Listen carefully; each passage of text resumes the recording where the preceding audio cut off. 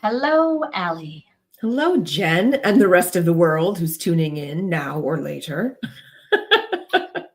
I'm loving how your jacket is kind of matching our branding a little bit. I know. I'm just like, I'm feeling it. I purposely got a little bit more together today because I knew we were going live.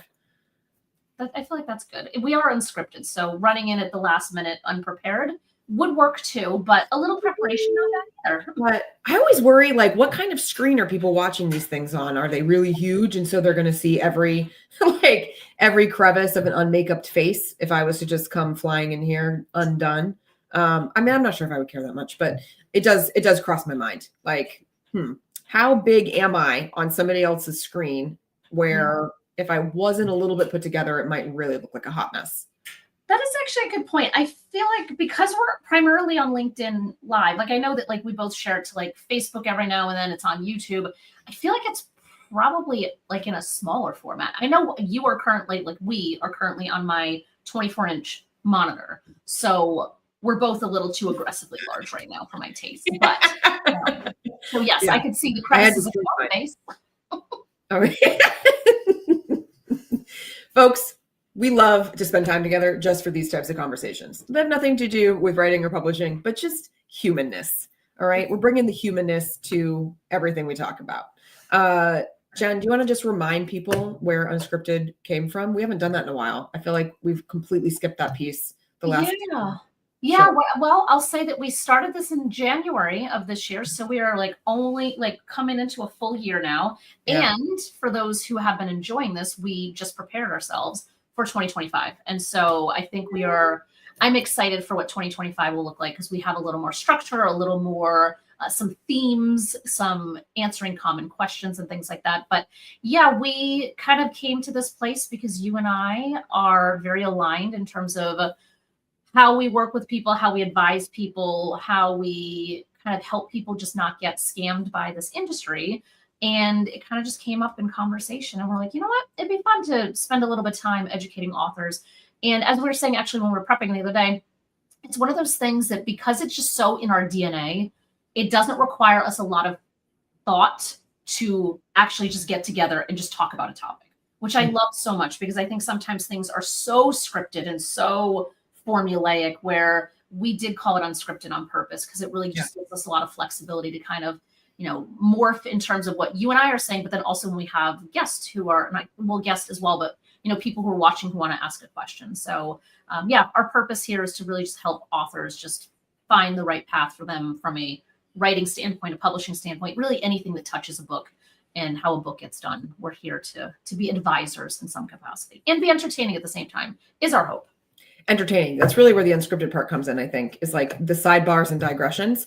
And folks, even though we are going to be doing this next year and we will have a little more of a theme and focus throughout 2025, there's still going to be real doses of this thing being unscripted. Like we're only going to structure this thing to a certain point because at the end of the day, Jen and I want to keep this easy breezy, beautiful cover girl. Cover as in book cover. Easy breezy, beautiful book cover. How's that? Yeah, there you go. So if you are here with us today to talk about early readers, also known as beta readers, we'd love to know that you're here. So join us in the comments, give us a shout out, let us know what your thoughts, questions, and opinions are. Or if you've been a fan of Unscripted with Ally and Jen and have checked out more than one episode through this season 1, we would love to know that too. Because one of the things that we are aiming for next year is to boost the engagement, boost the people who are showing up or catching the replays, and get more of you all to be showing up live so we can really deal with your questions, thoughts, and concerns on air as we're moving and grooving through our topics. So we'd love to know if you're here this morning. So Jen, the power and process of engaging early readers. Let's do this thing. All right. What the hell is an early reader? Also known as a beta reader. Let's just start there with the basics. Let's make sure everybody's on the same page as to what the hell we're talking about. Do you want to take a stab? Yeah, I think that's a great idea. And so for context or clarity, I'm a hybrid book publisher. Also, right. Who the hell are we and what do we do and why do we even know this? Yeah, you are a ghostwriter in developmental editing, all of the things and helping get the story out. We take it from there and get the book, turn it into a book. And so I feel like our definitions are going to be the same, but it's anyone, as it implies, someone who is reading your manuscript early so that they can help you catch things that can be caught prior to the editing process, is usually how I see it. It's not, because the editing process can be long, it can be cumbersome, it can be expensive. There's all the things that an editing process can be. Yeah. And if you have early readers, people that you trust, and we'll go into kind of details of like who, what, where, when, why, and how in a few minutes. But if we can find the right people, they can really help catch so many things beforehand, before it even gets to a professional editor who's a third party to the whole situation. Yeah, I love that. I think so. There's some things that I want to like underscore here. So it's during manuscript development. It's before you're tapping an outside editor. If you're working with me, I'm going to help you go through that process, even though I'm already working with you, because I eventually won't be able to see your manuscript any more than you will, because I'll have looked at it so much that I can't see the blind spots either.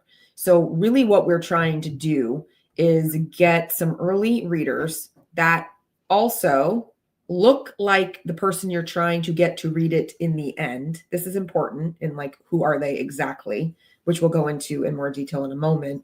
But you're getting them to read early drafts, not the first one. We'll talk about that too. But early drafts of the manuscript, and give you their feedback from the perspective of a reader, before you're touching really any of the other editors, line editors, copy editors. And if you're like, well, when do I tap who and what are the editors and all that jazz? We might have talked about editors in a prior episode. At least I think that we did. But you're not going to want a line editor or anybody doing a sentence level edit to be looking at your manuscript until the big stuff is taken care of. And so your early readers are part of the development process, because they're looking for the big pieces that are missing within your manuscript. So let's segue. That's what your early reader is. So what are they looking for, right? And then we can talk about the who's and all that jazz.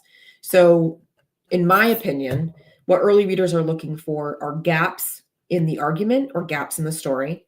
They're looking for whether or not there's enough evidence to make your case if it's nonfiction. If it's creative nonfiction like memoir, they might be looking at whether or not your scenes are fully written, if your characters are three-dimensional, if the story arc is really in place and like bringing the reader on a journey and the pacing is accurate.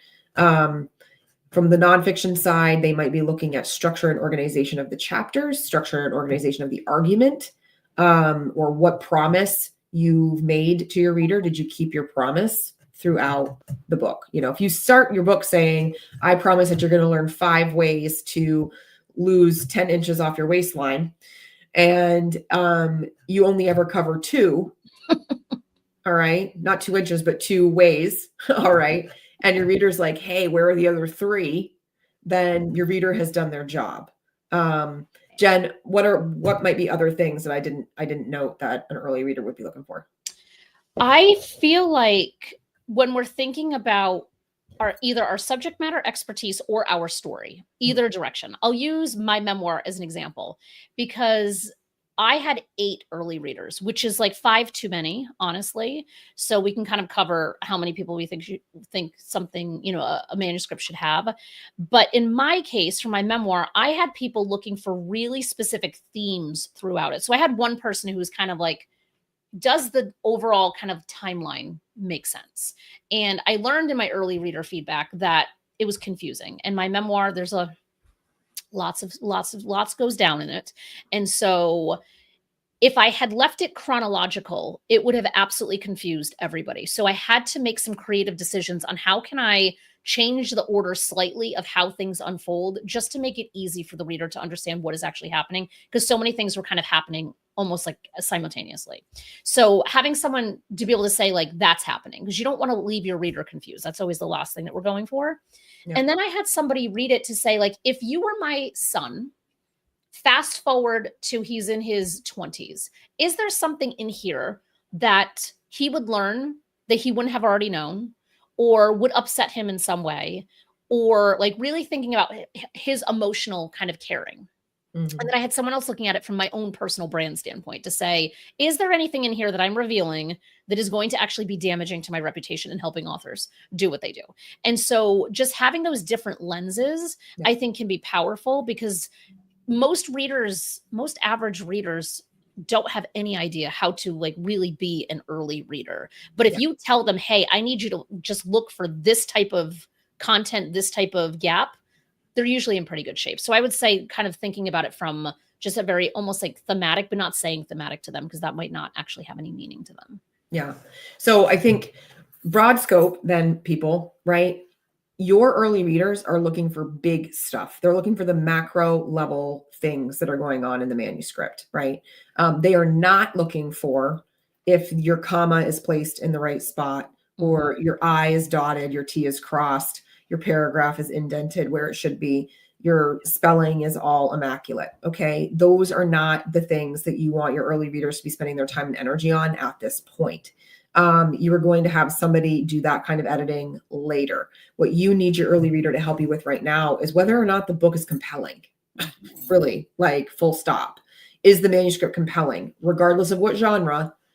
Have you hooked their interest, kept their interest in an organized way, with a pacing that works, with an organizational flow that works, right? So that nobody is lost in the content, nobody is misunderstanding what is being said. And if the early reader comes back and says, I didn't know what was going on, I didn't know what point you were trying to make, I didn't know what I was trying to get out of this, then we got some problems and you got to fix them. All right. So you're looking for the big stuff.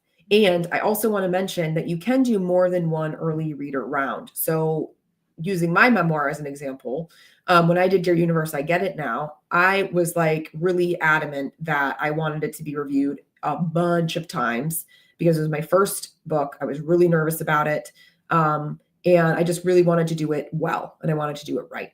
So I actually tapped in a few readers after like maybe the second draft, took their feedback, implemented that feedback, did another version, and then tapped in a few more readers that were different from the first set. Yeah. That way, like they wouldn't have anything to compare to, and they would only now be poking holes in the newer version to find new stuff maybe that the first set wouldn't have caught, or that because I had now revised and added and subtracted, there were new problems that were now occurring right in the more later version. So I think I went through 2 different rounds of beta readers before I did whatever my last edits were, and then tagged in a line editor. There's not really a right or wrong way to go about how many rounds. I think it's really what's comfortable for the author. I think one thing that you just need to consider is like, when are you starting to lean on like round after round after round, and you're just self-sabotaging, like you're preventing yourself from moving on to the next step because you're trying to like serve every single reader in every single round. Like at some point you got to draw the line and be like, this thing is as cooked as I'm going to make it. Like it's time to move on. Jen, let's go back to something that you mentioned. How many, and then like, who are we looking for in terms of, because you mentioned like not your average reader would probably be good at this. So let's talk about who we might be trying to tap and how many of those people. Yeah, I will say from my standpoint, and this is more from a personal standpoint, I feel like given you being on the actual, like the intense writing side of it, might have different thoughts. But I would say if we can find 2 or 3 people, I think 2 or 3 people is a manageable number, because I think it's not about having too many people. It is about how much can you as the author handle in Yeah. terms of processing what they're saying to you. Mm. Because inevitably what happened in mine, because again, I had 8 people, is I had conflicting opinions. Even though I had someone going in specifically for one lens, you know, it's kind of like, hey, whatever feedback you want to give me, I'm very grateful for you spending your time doing this for me. So if you see anything, please let me know. But then I would have one person saying one thing, another person saying something else. And then my memoir was my 6th book. So I already have, and, you know, publishing 200. So clearly I already kind of know how this process works. But for a first time author where you are just kind of overwhelmed by the amount of input coming in. Having more people might actually be a complete and utter detriment. So I think starting with maybe 2 or 3 people and having them be average people, because the average person will be reading something and just like they're when like I usually tell people, like, when your mind starts to wander and you're thinking about what you're going to make for dinner, it means that something has taken you out of what the words on the page are. So you don't have to know what's wrong with it. Just make a note that, like, I don't know what happened here, but I started about thinking about what I'm cooking for dinner. And then that way that tells me, A, is Boring. right. Will it hurt my feelings? A little bit, but also it's accurate, right? So I think thinking it from that standpoint. And then I also think I tell this for people who are still in the writing phase too, is having someone who knows you really, really well, because they're the person that's going to poke the holes and say, Ally, I know for a fact you are missing this whole big gap in the story. And you're like, oh my God, I completely forgot about it. And they can help fill in some of those gaps. And then if you have someone who you don't really know well, maybe there's someone who's a fan of your work, maybe you're, an acquaintance in some way, asking them, they're not going to know the intimate details of your story or what your methodology is or whatever it is that you're teaching. And so you can ask that person to look at it from that perspective. And that combination of having someone who knows nothing and someone who kind of knows everything, that blend is where I find there to be magic. Yeah, I love that you said that. There's something to be said for like the totally objective reader, because they are literally just going to be seeing it in a totally different way.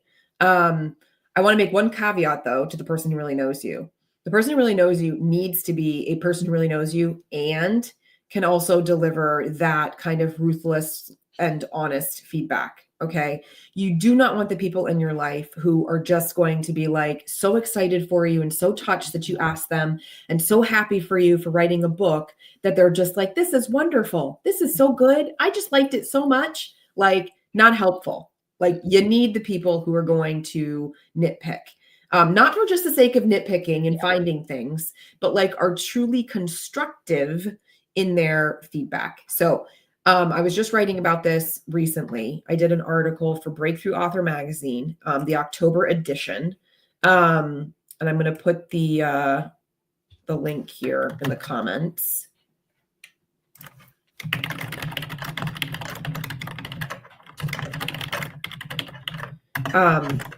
And I write in the October edition of this magazine about beta readers. And there's a difference between constructive and criticism. That's one thing that I want to call out. Mm-hmm. You don't want somebody who is looking to just read it and gun for you. Okay. Like just making shit up because you told them that you wanted the feedback. Mm-hmm. All right. You want constructive feedback that is warranted, justified, and specific, right? And is also said in a way that you can receive it and is not just like a personal attack on you not doing your job. Mm-hmm. Okay. That's the difference to me between constructive and, critical. All right. Mm-hmm. But that also means that you need somebody who can actually actively read and engage with the material in order to be constructive. Mm-hmm. So while we want the average person, because that's likely the person who's going to pick up your book, right, is not necessarily, the scholars of the world, let's say, or people of Mensa. You want your average reader for sure, but you want your average reader who can look with a careful lens at your manuscript and look for things that could be better. Mm-hmm. So yes, to all the things that Jen said. And then also I'm adding in these few other layers of details. Jen, anything to bounce off of that before I talk about numbers? Yeah. What I would add to the mix is having specific questions that you want them to answer, to be able to say, how did this make you feel? Or if it's something that's more of like a how-to or practical, some kind of, tangible takeaway, were you able to follow the steps? Yep. Really just giving them clear, because if you just give anybody, even myself, like if somebody just gave me a manuscript and they're like, tell me what you think, that is a big overwhelming ask. But if you say, hey, I'm asking you specifically because of this, this, and this, and I would love if you could answer these handful of questions, that's really going to help you as the author inform what actually makes sense to change versus what is that kind of fluffy type of, they're just trying to nitpick for the sake of nitpicking. 100%. So I think that's like process stuff. So before diving into there, I want to echo what you said about the number of people. I think 3 to 5, and I would say err on the side of 3. And if you want to do a second round, choose another 3, and then you have like a total of 6, right? But not all of those people all during one round. I really believe it's too many cooks in the kitchen.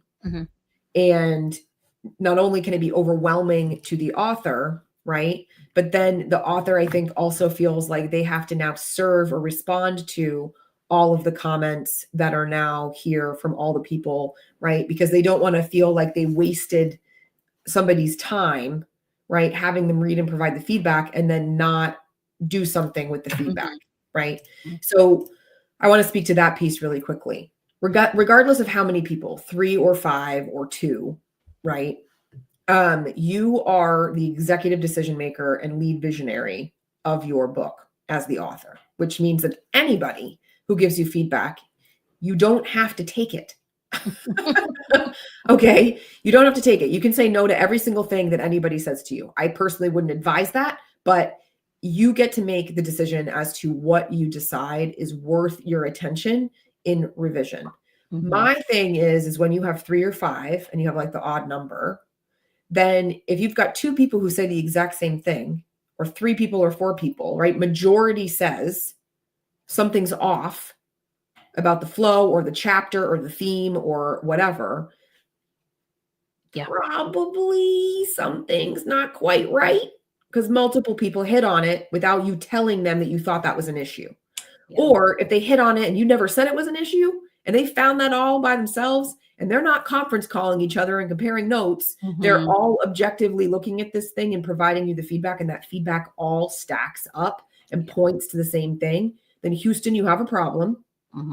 And I would really strongly advise that you take into consideration what they're providing for feedback. On the reverse, if you only have like one person who's like, I hate this whole chapter, right? Then maybe they're just a grouch. What was that? Send them back to the garbage can, little Oscar. Maybe something about that chapter just triggered the shit out of them, or they didn't personally agree with the perspective in that chapter, like whatever. And maybe you just let that one go and you let that one roll off your back. But having multiple people, this is where this becomes good for you to have. It's a litmus test. You got multiple people saying one thing, probably worth investigating. You only got one person saying something, could be worth investigating if it hits you in the gut and you're like, hey, that actually is a really good point. If not, then maybe it's just a thing that it's a throwaway comment. So anyway, that's my little rant on number of people and how they're useful. I love that. And I have a question for you. Yeah. So we have a 6-month writing program, and the purpose of it is for someone to get their manuscript written. It's kind of a, if they don't have the funds to work with a ghostwriter, for example, and they're looking for something that's a little more accessible. Yeah. Part of that program is that they submit pages, like sometimes it's like half a chapter or 6 pages, whatever it happens to be. Everybody works in the same Google document and provides their feedback and comments. And so what tends to happen is that you have someone who's like, I really loved what you did up here, but I don't understand this. And then someone else will come in and be like, I didn't understand that either. And someone else is like, actually, that made perfect sense to me. And so then there's this comment that becomes this like little debating situation. In the case, and that is just little portions, that is not a whole manuscript. Sure. So my question for you is, what would you advise people in terms of but it's kind of like a version control question too, because if you've given out 3 documents, 3 versions of it to 3 different people, now you're consolidating that feedback, either adding the comments into the document so you can go back to them later, or just physically doing it at once. Or would it make sense to share a Google Doc or, whatever other kind of format where it's collaborative and have everyone kind of chime in on the same document? Do you have a preference? I like to keep my beta readers separate from one another because I don't want anybody to influence the other person's opinion. And everybody is reading it through a different lens, right? We all have multiple identities. And so we're bringing all that, whether we realize it or not, to the table when we're reviewing something. So the process that I bring my authors through is that they provide a PDF version that's watermarked that says like beta reader only, or for not for distribution or whatever. They give a digital PDF version of their manuscript to each of their readers. And then they collect feedback in a Google form through a series of specific questions that we want the reader to address. And then all of the responses are in the Google form all together. They can't see the responses, but the author has them all in one place. The beta readers can say like chapter 4, paragraph 3, like in the response to one of the questions, or we invite them, like if they have an Adobe editor or PDF editor of some sort, they can leave a comment in the chapter itself, you know, where they're seeing something or they would like to see it done differently or more clarity or whatever it is. Does it make more work for the author because now they're having to consolidate through those multiple versions? Yes, but here's where I find it to be beneficial. If you're only going to pick like 10 of this person's and 3 of that person's, you're picking the comments that you're actually going to resolve and you're bringing them over into your next version of your manuscript to deal with. If you have everybody's comments all at once on one document, you're overwhelmed by seeing everybody's comments all at once, trying to weed through who said what. Do they agree? Do they not agree? It feels like noise. Right? And now that discernment that we need the author to be able to have on the one-to-one instance, right, is no longer there because they're just overwhelmed with, you know, an 80,000 page or not 80,000 page, 80,000 word manuscript, right, with everybody's stuff. Now, in your instance, because it's just excerpts, you know, it's a few pages here or there. And basically what you're talking about is a workshop style. This is what I lived in for my Master's of Fine Arts program. Like every class was workshop style, basically. You submit so many pages, everybody gets a copy, everybody writes on the copy, they give it to you. You know, this was back before we were sharing Google Documents and Word attachments. So everything was hard copy and we were getting everybody's hard copies back. You'd leave class with like a stack of paper. It's so old. Yeah, because you'd be getting everybody's like copy of your chapter, right? If your chapter was 20 pages and there's 20 people, you're walking out of there, you know, with like a whole ream of paper and everybody's hard copy, you know, marked up versions. So like the digital land has made this a lot easier. I think in a shorter excerpt, it's okay to do it that way with multiple voices because you're only looking at smaller chunks. Right. And it can be helpful if there's a debate going on to see how certain people are like looking at something. Where it's also then helpful is for the author to chime in and say, you know, a more like have a more specific follow-up question, right? So for the 2 people who got it, right? Well, what was it about it that really solidified it for you? The person who didn't get it, like what part was confusing? Was it a word? Was it a phrase? You know, so I just think it depends. I think with the bigger manuscript, bigger body of work, like having everybody have access is a nightmare. But also then if you have everybody in your actual Google document, your actual Word document, your actual manuscript that you're working on, and you're still revising while they're reading and now they're in there, right? Like it's also a nightmare. So whatever version or whatever way you work, give the beta readers a separate manuscript, not the one that you are working on. Give them a copy of it. Well, I'm just gonna pretend like I don't know anything. So if you're working with an author and they are concerned about their intellectual property and they're concerned that, well, what happens if I share this whole manuscript with somebody, whether it's in a Word document or a PDF, I don't think matters in the age of AI because you can upload either of them into any AI program. How do you kind of encourage an author to still pursue early readers as a viable option? And they're people that you trust, but I think that sometimes people are concerned that, well, what if it gets hacked or what if any number of circumstances. Have you had that happen? And how are you kind of like advising authors to kind of move them through maybe that emotional hurdle that they're having? People do get nervous about this, but oftentimes they're picking people that they know, like, and trust to some extent. You know, we do put like copyright of the author in a watermark capacity or on the like inside title page, right? Page 2 or whatever of the document itself. And, you know, we make it very clear, like it's not to be shared. Like we're sharing it with you, you know, for the purposes of being a beta reader, but like this is not for consumption. It's not to be forwarded. It's not to be shared. And I haven't had any issues. Like, I think it's a worry, but the beta readers that I've had authors have been so ecstatic about getting the sneak peek and the behind the scenes look at a manuscript that like they're not operating out of integrity in these instances. Certainly if there was to be an issue, then let's say that person forwards it, you find out, or ends up on some sort of AI engine that it's not supposed to. You can send a cease and desist letter to the person who shared it, also to the engine that took it and uploaded it. You're going to have a little more weight and a little bit more backing if the material is already copyrighted like, and registered, which you can do before the book is actually out, because the copyright should extend beyond like just the manuscript version into when it's actually in print. So there are a couple of things that you can do and go the extra mile, but I haven't had anybody come across this issue yet. Hopefully not.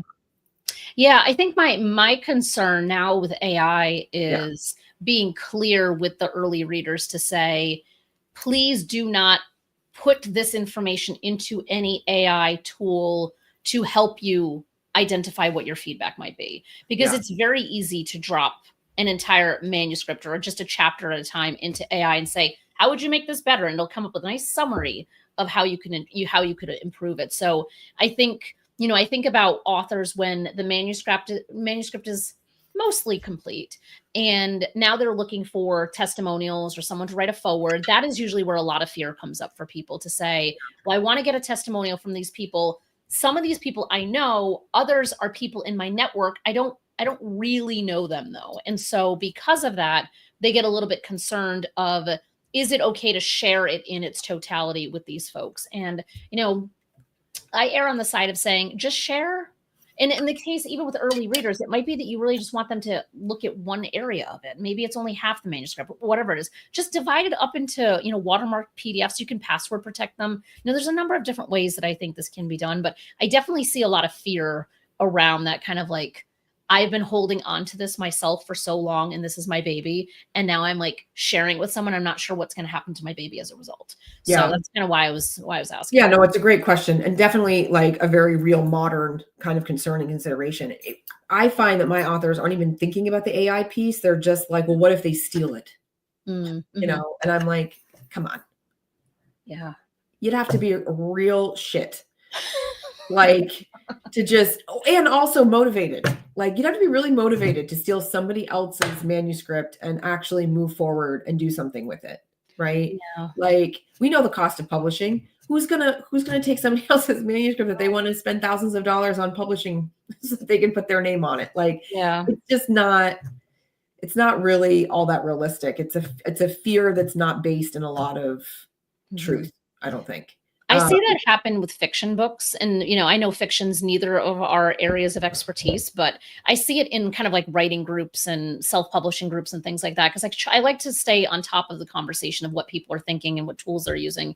And so often you see these authors that are so coming from that scarcity mindset where they're just petrified that someone's going to steal their manuscript. And exactly what you just said, the process is way too much work to be trying to, like, it's not like you just like, throw it online and hope for the best. Like there's a lot of steps that go into it. So I can't imagine anybody. And you would know that person was doing something like well before it got anywhere. Right. With nonfiction, I feel like it's going to be pretty hard for somebody else, number one, to steal your memoir.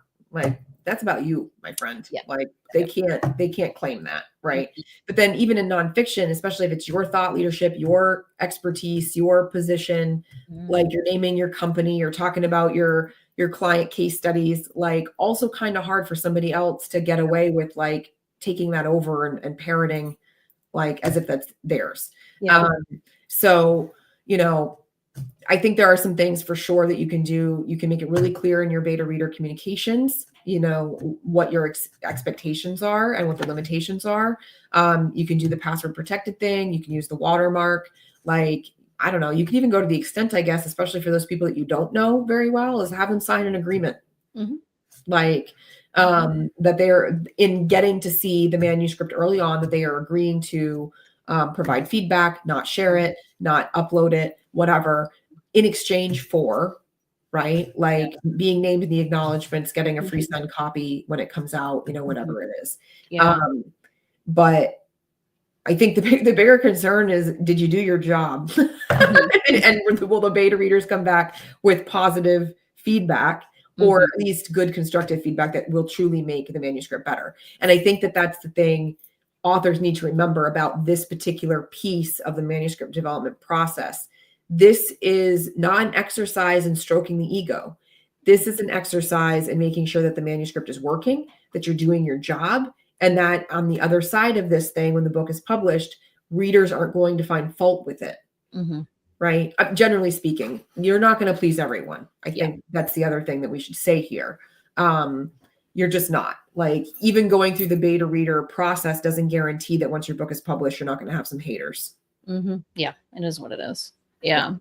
One thing I want to circle back around to, because I feel like it might help people think about this in an accessible way, is actually having a conversation with the early reader. So if someone reads it and they have just a lot of things they want to say about it, instead of confining them to that Google form that you were talking about, or to just being able to write in a comment, offering to get on a call and let them just really talk it through with you of what they really found valuable. And, if you could do it on Zoom or Google Meets, where you can get a transcript of that conversation, that can be really valuable too. And I found that with my memoir. I had a really close friend of mine who was looking at it from more of like a marketing and messaging and branding type of standpoint. And it's a memoir. So like in my case, I wrote my memoir, A, to just kind of get the albatross off my neck. And then B, because it's like, if I'm helping people write their memoirs, like I need to go through that process myself. I need to know what that feels like. And so I wanted her to kind of look at it from like those types of lenses. And we ended up on the phone for 2 hours. She had like 80 pages of notes. It was like an overwhelming amount of notes, but they were so good. And it was easier to just hear her say, hey, when you're talking about this particular event, what I really loved was this, but where I really fell apart was this. And she was able to provide more definition and clarity to what she was saying, rather than being confined to just the written word. So that's something to consider too, because there are plenty of people who have your best interest. They're really good verbal communicators, but they might not be good written communicators. And we don't want to kind of cut off their access to provide us really valuable information because we're only seeking it in one particular format. Yeah, I love that. I just wrote that down, actually. Include the following in the beta, because I provide my clients with email templates that they can use to invite their beta readers, and a Google form template that they can start off with questions that they can then tweak. And I want to include that as a suggestion for them. So I'm glad that you brought that up, because you're right. People could read and like want to talk to you, but not want to spend the time getting it all down in written form, or just not be as good at doing that, because they're going to process differently. So I'm glad that you mentioned that. So let's talk about process then. In my process, after we get through maybe the second version of the manuscript, is when I would say to a client, and this is really based on our engagement, our contractual engagement, I might not say second draft if time wasn't of an essence, and people weren't paying me for a certain amount of time and things like that. But usually in my process, it's after 2 versions, they tap beta readers through email or whatever means they find comfortable to invite them to be an early reader and explain what that means and generally what they're looking for. Once the reader accepts and says, yes, I would love to, then we send another email that explains what we're looking for in detail, and by when, and how we're going to provide the document. And we emphasize what we're looking for them to read. Meaning, we try to emphasize, we are not looking for you to look at spelling or grammar or punctuation or anything like that. We're looking for you to be looking at bigger, broader items, such as, and then we provide examples. And then we let them know when we're going to deliver the manuscript if it's not quite ready. If it's ready, during the time that email is going out, we attach that PDF version of the email to them. We usually give them somewhere between 2 and 4 weeks, depending on who the author is tapping, how long the manuscript is, what's happening with the calendar, longer time periods when it's a month where there's a holiday, for example. or we know that it's an industry that there's a lot of conferences that month, and like people are often traveling. So you can pick the time frame based on a variety of factors, you know, that you might know about as the author in a particular area. And then you send a check-in email, right? So many days beforehand. And then once you receive that material back, right, you do a follow-up thank you. Maybe you get on the phone to pull in your suggestion, Jen. And then you sit with the material and figure out what you're going to do with it. One thing that you don't need to do is you don't need to go back to each author and address which of their items they're choosing to fix. Okay. Mm-hmm. Those beta readers might be curious about that. If you know them well enough and they, you know, you go for a walk with them, you know, a week later or something, obviously you can tell them what you've decided if you feel comfortable with that, but there's no expectation, nor is it written into the instructions, right? That you need to tell them if you took their feedback to heart and if you did anything with it. Like none. Jen, anything about your process when you're working with this, like either personally or if you're helping clients do it, or clients are already done with this by the time they get to you? Yeah, I feel like everything you just said is exactly like verbatim to again. Why do we have the show together? I have no idea. Almost to a T. The only thing I would add is on the timeline piece, is that what I usually tell authors. So sometimes, again, they're coming out of our writing group. Then there's this lag time between the writing group and then when they're working with us. And a lot of times I'm kind of advising in between. And I'll say, give them a false deadline. So if you want to have this back, if you want to be able to, like, today it's November 14th, right? So if I want to actually be working on this in the middle of January, perhaps, I'm going to tell them December 14th, damn well knowing that is just, in spite all of our best efforts, it is absolutely not going to take it's going to take them longer than anyone thinks it will. So, you know, usually I'll say, give them 4 weeks, like you were saying before, kind of like prep them in advance to say, get the soft commitment, and then come back and say, all right, the goal is to have it to you by November 14th. From there, I would love if you can get it back to me by, you know, December 14th.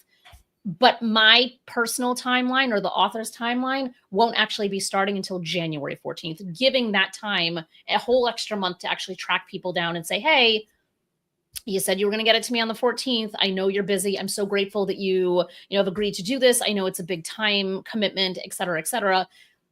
But, you know, is there a way that you can get it to me next week? And then that way it gives you really a nice runway and it doesn't screw up your entire timeline. Because I think that's what ends up happening. It ends up screws, like there's a whole a ripple effect in terms of messing up the timeline. So that's the only other caveat that I would add here to exactly what you said.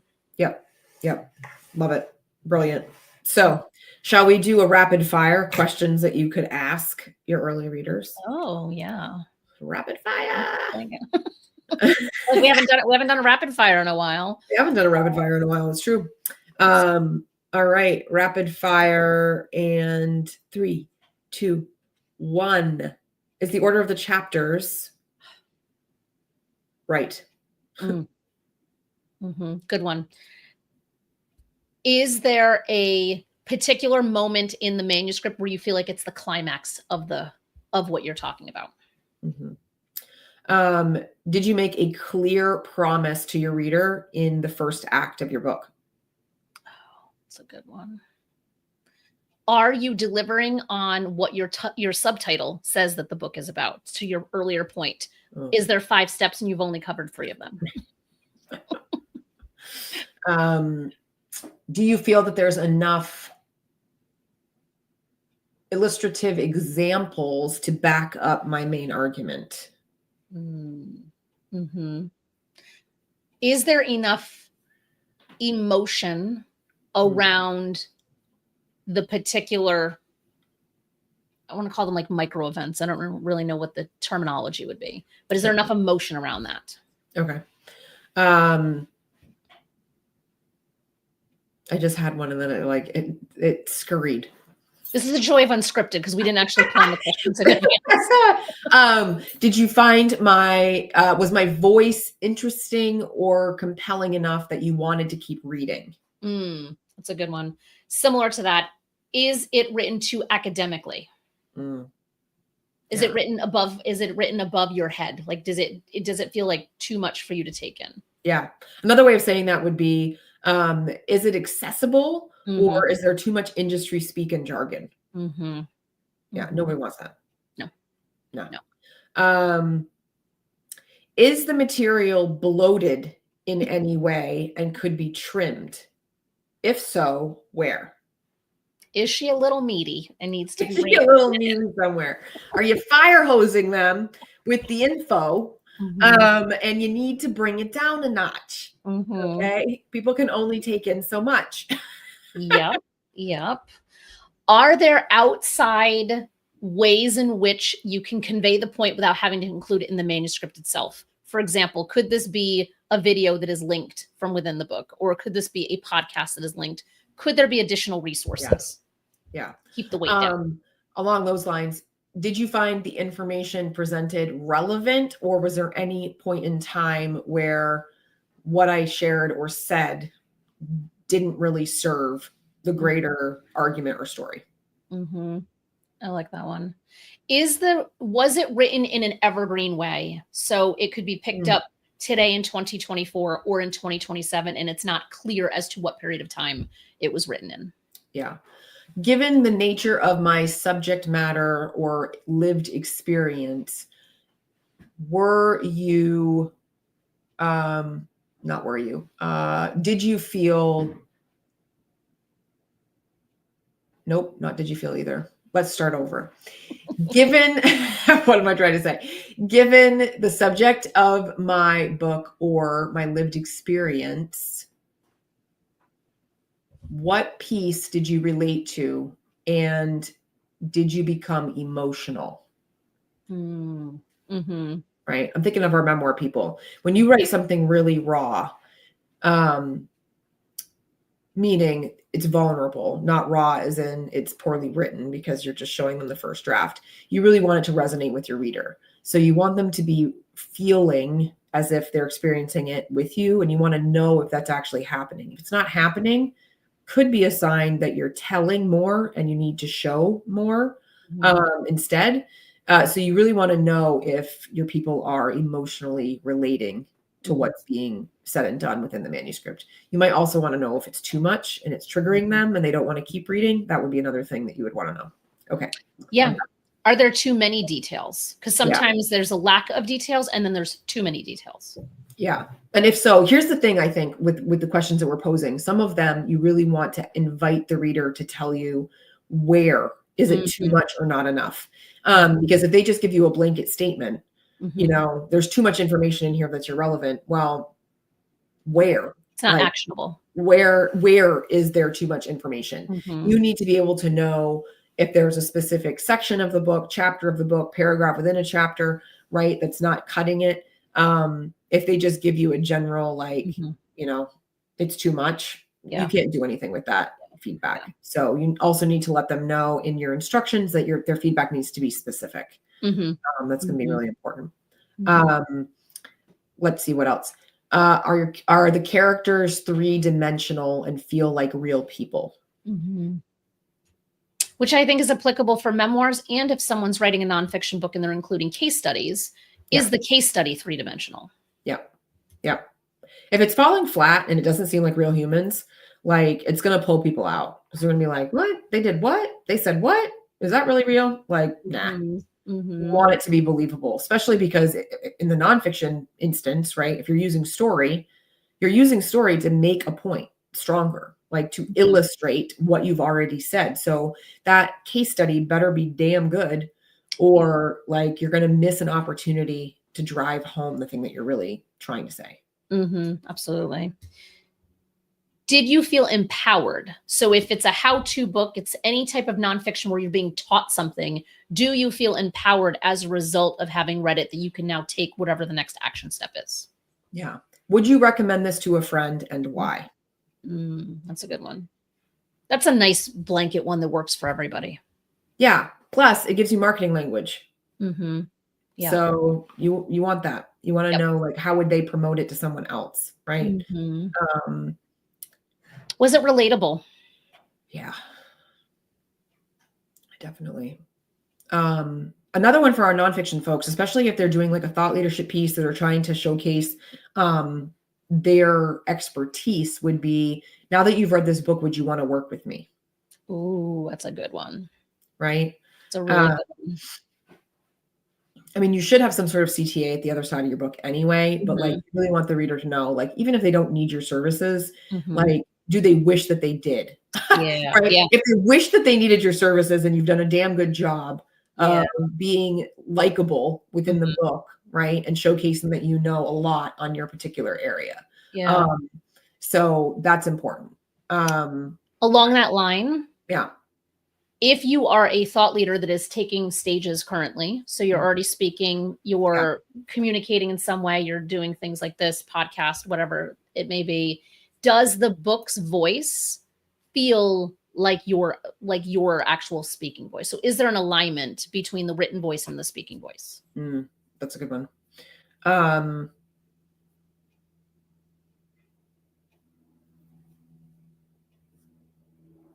Does the timeline or structure make sense? We talked about that with your book earlier. And I think that's a really important one, especially for the stories that, well, for any, even nonfiction, like if you're using your, let's say, work experience journey to illustrate something, but nobody ever knows where you are in time and place, it's going to be really confusing for the reader to follow. So you really want to know if the timeline or chronology of events is apparent and easy to track while you're reading. Yeah. Yeah. Are there enough subheadings or paragraph breaks, or does it feel dense? Things like that. Yeah.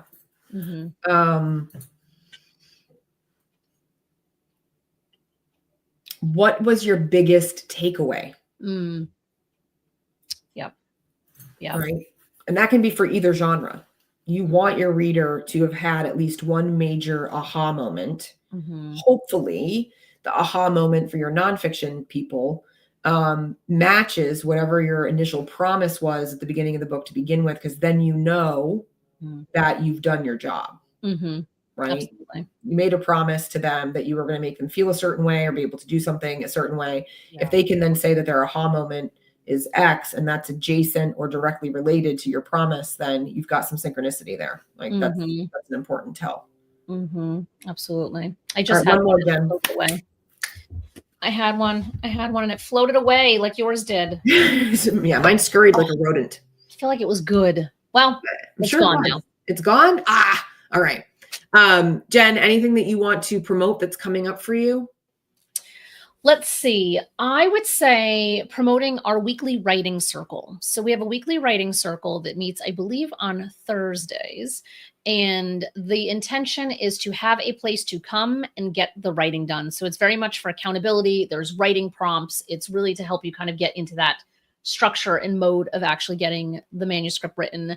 And then there's writing office hours monthly with one of our writing coaches who's a developmental editor. And then there are publishing office hours with me monthly as well. So to just really help people feel inspired and have start to create that support system around them to move forward. And everything is available at publishyourpurpose.com. Nice. All right. So the thing that I've got coming up that I'm pretty excited about is the Ho Ho Ho show. I'd expect nothing less. Honestly, tell me more. So for 5 days only in December, from the 2nd to the 6th at 12:30 Eastern. 12:30, is that right? I should probably look at my calendar, just verify that. Yeah, 12:30 Eastern. I am going live with a team member for the Holiday Hot Seat and Hotline show for aspiring authors. And we're going to do 3 segments every single day for 5 days. The first segment is just going to be a little holiday activity between the two of us for laughs and levity. But then we're going to move into the hot seat segment where my team member is going to ask me questions that she's collected from people ahead of time that I don't know anything about and put me on the hot seat to answer them live on the air. And it could be about anything. It could be about me. It could be about my books. It could be about my business. It could be about writing and publishing. The goal is to stump me. Then the third segment is the hotline segment where we're hoping people will join us live and ask their writing and publishing questions right there while we're streaming. and getting some live coaching while we're there together in that time and space. So fun, but valuable. And we're hoping people will play along. So if you've got questions that you want to submit for the hot seat portion, then you can DM my team member. And if you're interested in that, just get in touch with me. I'll let you know who she is, rather than dropping her name here. And otherwise, mark your calendar for 12/2 to 12/6, 12:30 Eastern.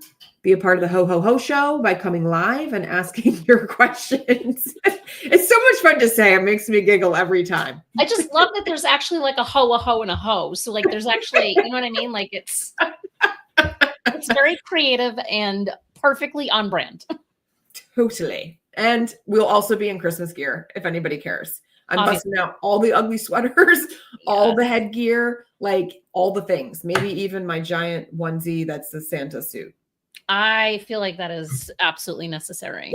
I would like to see some like holiday lights, like to like really be a visual spectacle. I will step up to that challenge. Pretty excited about it. I have no doubt, and I did just write this down. I'm hoping that at least one of these ho days, I can make myself available to witness. Maybe I'll also. Oh, is it? Are the other people on video? How are you streaming this? So we're streaming it through StreamYard, and we're going to be streaming to LinkedIn, Facebook, and YouTube. Nice. So holiday cheer and ho-ness across all three channels. But if you can't join me then, and you can't join Jen for any of her monthly happenings, then please do join us together next month for our last Unscripted of 2024. We will be live on December 19th at 10. Our spreadsheet does not specify, maybe. Okay, I have that on my actual calendar as a hold. So I think maybe we think it's 10. We think it's 10. We know for sure it's Thursday, December 19th. It's not. It's 1. It's 1. It's 1. It's 1. Well, it's 10 Pacific time. So. I better make sure that the guest that we've invited for that day has the right time. Yes. Okay, but Thursday, December 19th for sure, regardless of time. And we'll make sure that we have an event up for you all to check out and RSVP to. And we're talking about imposter syndrome. And we're talking about imposter syndrome.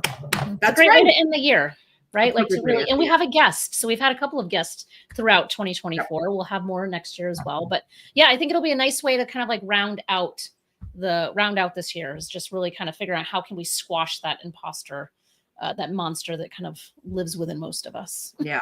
Love it. All right, folks. Thanks for being with us today. And we will see you next time. Sounds good. I'll talk to you soon. Bye.